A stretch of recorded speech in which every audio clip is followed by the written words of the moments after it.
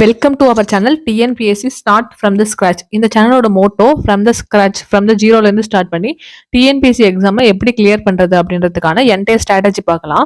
இந்த வீடியோவில் நம்ம என்ன பார்க்க போகிறோம் அப்படின்னா, டிஎன்பிஎஸ்சி சிலபஸில் உள்ள யூனிட் 6 தமிழ் சொசைட்டின்னு சொல்லுவாங்கல்ல, தமிழ்நாட்டின் வரலாறு, பண்பாடு, மரபு மற்றும் சமூக அரசியல் இயக்கங்கள். இந்த டாப்பிக்கோட வேர் டு ஸ்டடி, ஸ்கூல் புக்ஸில் எங்கெல்லாம் வந்து படிக்கலாம் அப்படின்றத டீகோட் பண்ணி என்டையராக இந்த வீடியோவில் பார்க்கலாம். குரூப் 1ல இந்த டாபிக்ல இருந்து மொத்தம் 40 கொஸ்டின்ஸ் கேட்பாங்க. ஏன்னா குரூப் 1 என்டையரா 175 கொஸ்டினே ஜென்ரல் ஸ்டடிஸ், பொது அறிவு கேள்விகள் தான் வரும். ஆனா குரூப் 2 அண்ட் குரூப் 4 பொறுத்தவரையும் இந்த டாபிக்ல இருந்து, இந்த யூனிட்ல இருந்து 20 கொஸ்டின் வரும். ஏன்னா group 2 and group 4 language paper இருக்கு. ஸோ இந்த யூனிட் 6ஓட வேர் டு ஸ்டடி, ஸ்கூல் புக்ஸ்ல எங்கெல்லாம் படிக்கலான்றதை பார்க்கலாம்.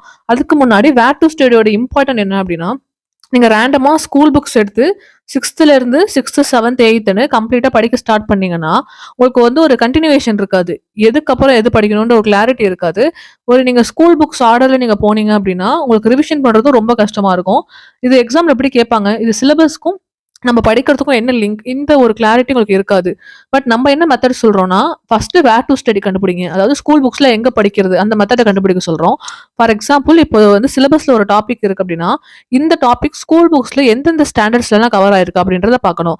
ஸோ அந்த ஸ்டாண்டர்ட்ல இருந்து 6th இருந்து ஸ்டார்ட் பண்ணி ஹையர் கிரேடட் வரையும் படிச்சுட்டு ஒரு நோட்ஸ் எடுத்துட்டோம்னா அந்த டாப்பிக்கை நம்ம கம்ப்ளீட் பண்ணிடுவோம். ஸோ நம்ம சிலபஸ்ல இவ்வளோ டாபிக் முடிச்சிருக்கோம் அப்படின்ற கிளாரிட்டி இருக்கும். ஸோ நம்ம அதை ஸ்ட்ரைக் அவுட் பண்ணிடலாம். இது நமக்கு ஒரு சாட்டிஸ்ஃபேக்ஷன் கொடுக்கும்.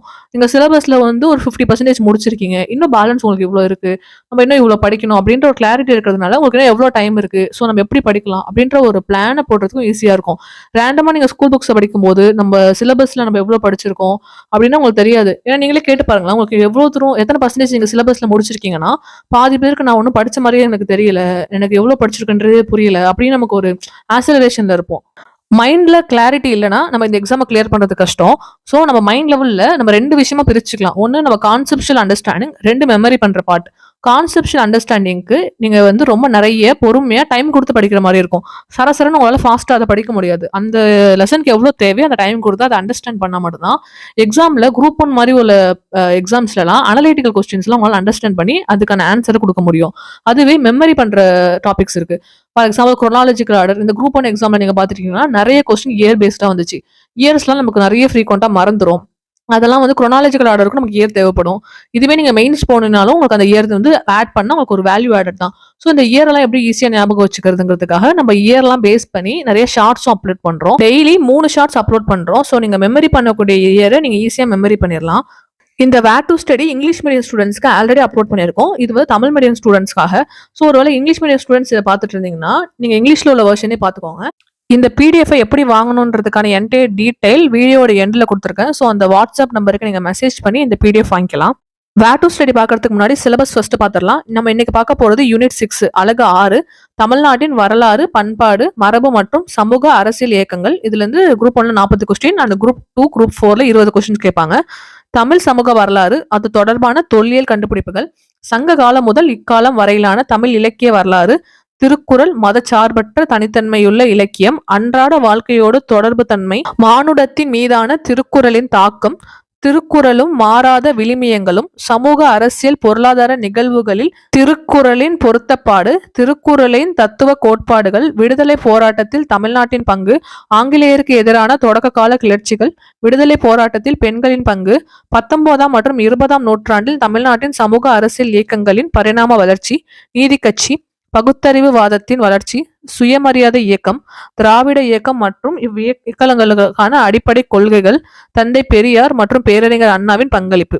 ஸோ இப்போ நம்ம டைரக்டா வேர் டு ஸ்டடி பார்க்கலாம். சிலபஸ்ல உள்ள ஃபர்ஸ்ட் டாபிக் தமிழ் சமூக வரலாறு, அது தொடர்பான தொல்லியல் கண்டுபிடிப்புகள். இது ஸ்கூல் புக்ஸ்ல எங்கெல்லாம் கவர் ஆகுதுன்னா, 6ஆம் வகுப்பு முதல் பருவம் அலகு 4 தமிழ்நாட்டின் பண்டைய நகரங்கள், 6ஆம் வகுப்பு 3ஆம் பருவம் அலகு 1 பண்டைய கால தமிழகத்தின் சமூகமும் பண்பாடும் சங்க காலம், அலகு 4 தென்னிந்திய அரசுகள், 7ஆம் வகுப்பு முதல் பருவம் அலகு 3 தென்னிந்திய புதிய அரசுகள், பிற்கால சோழர்களும் பாண்டியர்களும், 9ஆம் வகுப்பு அலகு 3 தொடக்க கால தமிழ் சமூக பண்பாடும், அலகு 7 இடைக்கால இந்தியாவில் அரசும் சமூகமும். மேல்நிலை முதலாம் ஆண்டு அதாவது 11th ஸ்டாண்டர்ட்ல அலகு 5 தென்னிந்தியாவில் சமுதாய உருவாக்கம். சிலபஸ்ல நெக்ஸ்ட் டாபிக் சங்க காலம் முதல் இக்காலம் வரையிலான தமிழ் இலக்கிய வரலாறு. வரதராசனார் எழுதிய தமிழ் இலக்கிய வரலாறு புஸ்தகத்திலிருந்து நிறைய ரிஃப்ளெக்ட் ஆகுது. ஸோ அந்த புக்ஸ் உங்களுக்கு டைம் இருந்தா படிச்சுக்கோங்க. இது தவிர ஸ்கூல் புக்ஸ்ல எங்க கவர் ஆகுதுன்னா, மேல்நிலை 1ஆம் ஆண்டு 11th ஸ்டாண்டர்ட் சிறப்பு தமிழ். இந்த சிறப்பு தமிழ் புக் பெரும்பாலும் எல்லா இடத்துலயும் ஈஸியா கிடைக்காது. அதனால நீங்க இத முடிஞ்சா வாங்குங்க. ஒருவேளை ஹார்ட் காப்பியா உங்களுக்கு கிடைக்கல அப்படின்னா, டிஎன் ஸ்கூல் புக்ஸ் அப்படின்ற வெப்சைட்ல சாஃப்ட் காப்பியா டவுன்லோட் பண்ணிக்கோங்க. இந்த வெப்சைட்ல 6th இருந்து 12th வரையும் ஆக்சுவலி இதுல ஃபர்ஸ்ட் ஸ்டாண்டர்ட்ல இருந்து இருக்கும். பட் நமக்கு 6th இருந்து தேவைன்றதுனால நான் சொல்றேன். 6th ஸ்டாண்டர்ட்ல இருந்து 12th ஸ்டாண்டர்ட் வரையும் எல்லா புக்குமே இருக்கும். ஈவன் நீங்க 11th 12th எடுத்துக்கிட்டீங்கன்னா அதுல 20+ புக்ஸ் இருக்கும். அவ்வளவு சப்ஜெக்ட்ஸ் இருக்கும். நமக்கு தெரியாத நிறைய விஷயம் இருக்கும். சிலபஸ்ல உள்ள டாபிக் காமர்ஸ்ல கூட நமக்கு ரிஃப்ளெக்ட் ஆகுதுன்னு நம்ம லாஸ்டா பாலிட்டி கிளாஸ்ல இதுலயே பார்த்திருப்போம். ஸோ அந்த மாதிரி நிறைய புக்ஸ் அதுல அவைலபிளா இருக்கும். தமிழ்நாடு டெக்ஸ்ட் புக்ஸ் எல்லாமே டிஎன் ஸ்கூல் புக்ஸ்ன்ற வெப்சைட்ல இருக்கும். ஸோ நீங்க அதுல இருந்து டவுன்லோட் பண்ணி படிச்சுக்கோங்க. புக்ஸ் எல்லாம் நீங்க இந்த டாபிக் ஸ்கிப் பண்ணாதீங்க. அதே மாதிரி எத்திக்ஸ் புக்குமே உங்ககிட்ட இல்லைன்னா அறிவியல்னு தமிழ்ல இருக்கும், இங்கிலீஷ்ல எத்திக்ஸ் இருக்கும். அந்த புக்ஸை நீங்க டவுன்லோட் பண்ணி படிச்சுக்கலாம். மேல்நிலை 1ஆம் ஆண்டு சிறப்பு தமிழ் 11th ஸ்டாண்டர்ட்ல 3 யூனிட் படிக்கணும். அலகு 1 கவிதையியல், அலகு 3 அரங்கவியல், அலகு 5 ஊடகவியல். மேல்நிலை 2ஆம் ஆண்டு சிறப்பு தமிழ் அலகு 1 கவிதையியல், அலகு 3 அரங்கவியல். சிலபஸ்ல நெக்ஸ்ட் டாபிக் திருக்குறள் மத சார்பற்ற தனித்தன்மையுள்ள இலக்கியம், அன்றாட வாழ்க்கையோடு தொடர்பு தன்மை, மானுடத்தின் மீதான திருக்குறளின் தாக்கம், திருக்குறளும் மாறாத விழுமியங்களும், சமூக அரசியல் பொருளாதார நிகழ்வுகளில் திருக்குறளின் பொருத்தப்பாடு, திருக்குறளின் தத்துவ கோட்பாடுகள். இதெல்லாம் ஸ்கூல் புக்ஸ்ல எங்க இருக்குன்னா, மேல்நிலை 1ஆம் ஆண்டு பொருளியல் எக்கனாமிக்ஸ் புக்ஸ் இருக்குல்ல, அதுல அலகு 7ல இந்திய பொருளாதாரம்னு டாபிக் இருக்கும். ஆல்ரெடி இந்த டாபிக்கை நம்ம எக்கனாமிக்ஸ்ல படிச்சிருப்போம். அதுல ஸ்பெசிபிக்கா 7.8.1ல இந்திய பொருளாதார சிந்தனையாளரின் பங்களிப்பு அப்படின்ற டாபிக்ல திருவள்ளுவர் பத்தி ஸ்பெசிபிக்கா கொடுத்திருப்பாங்க. திருவள்ளுவர் எக்கனாமிக்ஸ் பத்தி என்னெல்லாம் சொல்லியிருக்காரு அப்படின்றத நம்ம இந்த சாப்டர்ல படிச்சுக்கணும். நீங்க ஆல்ரெடி எக்கனாமிக்ஸ்ல படிக்கும் போது அந்த லெசனை ஃபுல்லா படிச்சிருந்தீங்கன்னா தேவையில்ல. பட் நீங்க இந்த லெசனுக்காக ஸ்பெசிஃபிக்கா நோட்ஸ் எடுக்கிறீங்கன்னா அந்த திருக்குறள் டாபிக்கை மட்டும் படிச்சுக்கோங்க. என்டையர் லெசன் நம்ம படிக்கணும்னு அவசியம் இல்லை. அதே மாதிரி மேல்நிலை 1ஆம் ஆண்டு அரசியல் அறிவியல்னா பொலிட்டிக்கல் சயின்ஸ் புக். இதுவுமே பொலிட்டிக்கல் சயின்ஸ் தான் அந்த டிஎன் ஸ்கூல் புக்ஸ்ன்ற வெப்சைட்ல இருக்கும். பொலிட்டிக்கல் சயின்ஸ் தமிழ் மீடியம்னு இருக்கும். அதை டவுன்லோட் பண்ணிக்கோங்க. தமிழ்ல அரசியல் அறிவியல்னு சொல்லுவாங்க. அலகு 1 அரசியல் அறிவியலின் அறிமுகம், அதாவது இன்ட்ரோடக்ஷன் ஆஃப் பொலிட்டிக்கல் சயின்ஸ் நினைக்கிறேன் அந்த லெசன். அதுல பேஜ் 3ல திருவள்ளுவரோட பங்களிப்பு கொடுத்திருப்பாங்க. பொலிட்டிக்கல் சயின்ஸ் அதாவது பாலிட்டியில திருவள்ளுவரோட தாட்ஸ் எப்படி இருக்கு அதை பத்தி சொல்லியிருப்பாங்க.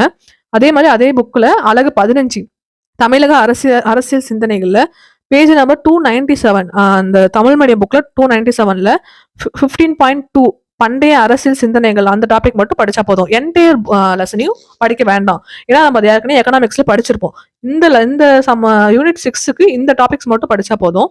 மேல்நிலை 2ஆம் ஆண்டு அரசியல் அறிவியல் அதாவது பொலிட்டிக்கல் சயின்ஸ் 12th ஸ்டாண்டர்ட் புக்ல அலகு 4 இந்திய நீதித்துறை. இதுலயுமே இந்த லெசனை ஃபுல்லா படிக்க வேணாம். 4.1 மட்டும் படிச்சா போதும். பண்டைய இந்தியாவில் நீதிமுறை அமைப்பு. அதே மாதிரிதான் இந்த டாபிக்குமே தமிழ் இலக்கிய வரலாறு அந்த வரதராசனார் அந்த ஆசிரியர் எழுதின புக்ல படிச்சுக்கலாம். இல்ல தமிழ் இலக்கிய வரலாறு உங்களுக்கு வேற எந்த ஆசிரியர் எழுதின புக் பிடிச்சிருக்கு, உங்களுக்கு எந்த புக் கம்ஃபர்டா இருக்கும், நீங்க எந்த புக் வேணும் படிச்சுக்கலாம். அந்த நீங்க எந்த புக் படிக்கிறீங்கன்றது மேட்டர் இல்லை. அது நமக்கு எக்ஸாம்ல சிலபஸ்ல ரிஃப்ளெக்ட் ஆகுதா, அதுல இருந்து கொஸ்டின்ஸ் வருதா, அவ்வளவுதான். ஸோ உங்க சாய்ஸ் நீங்க என்னன்னு படிச்சுக்கலாம். விடுதலை போராட்டத்தில் தமிழ்நாட்டின் பங்கு, ஆங்கிலேயருக்கு எதிரான தொடக்க கால கிளர்ச்சிகள், விடுதலை போராட்டத்தில் பெண்களின் பங்கு. இது ரொம்ப முக்கியமான சாப்டர். 8ஆம் வகுப்பு முதல் பருவம் அலகு 4 மக்களின் புரட்சி பீப்புள் ரிவோல்ட் இருக்கும். அந்த லெசன் படிச்சிடணும். 10ஆம் வகுப்புல அலகு 6 ஆங்கிலேய ஆட்சிக்கு எதிரான தமிழகத்தின் நிகழ்ந்த தொடக்க கால கிளர்ச்சிகள், அலகு 9 தமிழகத்தின் விடுதலை போராட்டம். மேல்நிலை 1ஆம் ஆண்டு அலகு 18 ஆங்கிலேய ஆட்சிக்கு தொடக்க கால எதிர்ப்புகள். அந்த லெசனும் ரொம்ப முக்கியம். சிலபஸ்ல நெக்ஸ்ட் டாபிக் 19ஆம் மற்றும் 20ஆம் நூற்றாண்டுகளில் தமிழ்நாட்டின் சமூக அரசியல் இயக்கங்களின் பரிணாம வளர்ச்சி, நீதி கட்சி, பகுத்தறிவுவாதத்தின் வளர்ச்சி, சுயமரியாதை இயக்கம், திராவிட இயக்கம் மற்றும் இயக்கங்களுக்கான அடிப்படை கொள்கைகள், தந்தை பெரியார் மற்றும் பேரறிஞர் அண்ணாவின் பங்களிப்பு. இது 10ஆம் வகுப்பு 10th ஸ்டாண்டர்ட் புக்ல அலகு 9 தமிழ்நாட்டின் விடுதலை போராட்டம். இந்த லெசனுமே என்டையரா நீங்க படிக்க வேணாம். 9.3 பிராமணர் அல்லாதோர் இயக்கமும் காங்கிரசிற்கு சவாலும். இந்த ஒரு டாபிக் கண்டிப்பா படிக்கணும். 9.4ல ஒத்துழையாமை இயக்கம்னு இருக்கும். இந்த டாபிக் கண்டிப்பா படிக்கணும். அதே மாதிரிதான் 10th அலகு 10 தமிழ்நாட்டின் சமூக மாற்றங்கள். இந்த லெசன்ல 3 சப்டாபிக் மட்டும் படிச்ச போதும். 10.2 10.3 10.4 நீங்க என்டையர் லெசன் ஆல்ரெடி படிச்சிட்டீங்கனாலும் நோ இஷ்யூஸ். நான் எதுக்காக இவ்வளவு சப்டாபிக் சொல்றேன்னா, நோட்ஸ் எடுக்கும் போது எந்தெந்த சப்ஜெக்ட் கீழே எது கவர் ஆகுதுன்ற ஒரு கிளாரிட்டி எடுத்துட்டீங்கன்னா நீங்க மெயின்ஸ்க்கு யூஸ் பண்ணிக்கலாம். அந்த மாதிரி ரிப்பீட்டேஷன் இருக்காது. உங்க நோட்ஸோட சைஸ் கம்மியா இருக்கும். எந்தெந்த டாபிக் எந்தெந்த சப்ஜெக்ட்டுக்கு நீங்க எடுக்கணும்ன்றதை எடுத்துக்கோங்க. ரிப்பீட்டேஷன் எடுக்கிறதுனால ரிவிஷன் பண்ணும்போது டைம் தான் வேஸ்ட் ஆகும். 10.2 திராவிட இயக்கத்தின் எழுச்சி 10.3 தென்னிந்திய நலச்சங்கம் நீதி கட்சி 10.4 சுயமரியாதை இயக்கம் 10.2 10.3 10.4 இது எதை ரெப்ரசென்ட் பண்ணுதுன்னா 10வது லெசன்ல உள்ள சப் டாபிக்ஸ் ஓகேவா நீங்க லெசன் ஓப்பன் பண்ணி பாத்தீங்கன்னா 10.2ல திராவிட இயக்கங்கள் எழுச்சின்னு இருக்கும் பார்த்தாலே அது அண்டர்ஸ்டாண்ட் ஆயிக்கும் மேல்நிலை 1ஆம் ஆண்டு அரசியல் அறிவியல் இது வந்து political science book 11th standard அதுல அழகு 14 தமிழகத்தின் அரசியல் வளர்ச்சி அழகு 15 தமிழகத்தின் அரசியல் சிந்தனைகள் ஸோ இந்த 2 சாப்டர் படிக்கிற மாதிரி இருக்கும் இதோட வந்து இந்த வேர் டு ஸ்டடி முடிஞ்சிருச்சு இந்த யூனிட்டுக்கு வந்து ஸ்கூல் புக்ஸ்ல ரிஃப்ளெக்ஷன் கொஞ்சம் கம்மி தான் மற்ற சப்ஜெக்டை பார்க்குற வரையும் ஈவன் சயின்ஸ் எல்லாம் பார்த்தீங்கன்னா நிறைய லெசன்ஸ் நம்ம படிக்கிற மாதிரி இருந்திருக்கும் பாலிட்டி எக்கனாமிக்ஸ் அப்புறம் ஹிஸ்ட்ரி இதுக்கெல்லாம் நிறைய லெசன் சொல்லியிருந்தோம் வேர் டு ஸ்டடி படிக்க சொல்லி எல்லாத்தையும் கம்பேர் பண்ணும்போது யூனிட் 6ல மட்டும்தான் இவ்வளோதான் வருது கம்மியாக தான் படிக்க முடியுது இதை தவிர எக்ஸ்ட்ரா படிக்கணும்னா தமிழ் இலக்கிய வரலாறு படிங்க அது போக திருக்குறள் அவுட் சோர்ஸ் பண்ணி தமிழ் புக்ஸ்ல படிக்கிற மாதிரி இருக்கும் தமிழ் புக்ஸ்லயுமே சில தலைவர்கள் பத்தி வேலுநாச்சியார் பத்தி எல்லாம் கொடுத்துருப்பாங்க ஸோ அதெல்லாம் நீங்க படிங்க இந்த யூனிட்க்கு மட்டும் கொஞ்சம் வெளியவும் நீங்க நோட்ஸ் எடுக்கிற மாதிரி இருக்கும் ஸ்கூல் புக்ஸ் போதும்னு இதை வந்து நிறுத்திடாதீங்க இது வந்து ஒரு பேஸ் இந்த பேஸை வந்து கரெக்டாக ஸ்ட்ராங்கா இருங்க இந்த வேர் டு ஸ்டடியை each and every subject single term விடாம நாங்கள் எல்லாத்தையுமே ஸ்கூல் புக்ஸ்ல உள்ள ஈச் அண்ட் எவ்ரி பேஜ் ஃபுல்லாக கம்ப்ளீட்டாக அனலைஸ் பண்ணி ஃபைன் பண்ண சாலிடாக எங்களுக்கு ஒரு 1 month ஆச்சு so we put lot of effort to make this PDF அதனால நாங்கள் அந்த பிடிஎஃப்க்கு மினிமமாக ஒரு சார்ஜ் பண்ணுறோம் ரொம்ப கம்மி தான் ஒரு காஃபி குடிக்கிறத விட இந்த பிடிஎஃபோட காஸ்ட் கம்மி ஸோ உங்களுக்கு இந்த பிடிஎஃப் வேணும் அப்படின்னா 7010339400 இந்த நம்பருக்கு வாட்ஸ்அப் பண்ணுங்க ஃபைனலி தேங்க்யூ ஃபார் வாட்சிங்